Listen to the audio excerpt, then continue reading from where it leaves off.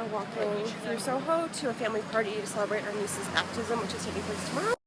I would like to thank Sudafed and Kleenex for making this vacation possible. This is the fish and chips at the Burlington Arms. Amazing, like always. No. I got eggs and ham and chips. I feel so British right now. We're currently on a mission to find Indian food because I wanted Indian food for dinner. And it's good here. So we're on Brick Street and we're loving the vibe over here. It's really cool.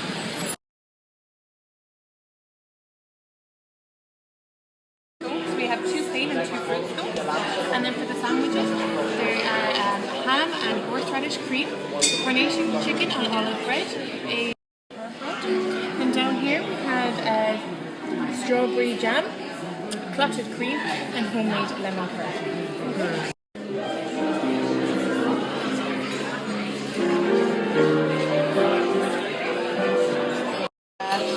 A strawberry and vanilla tart and a chocolate and coffee. I'm in Piccadilly Circus on my way to meet some friends for dinner.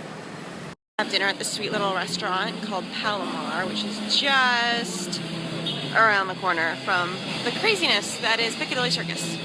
That looks good. Huh? That looks good. That's really good then.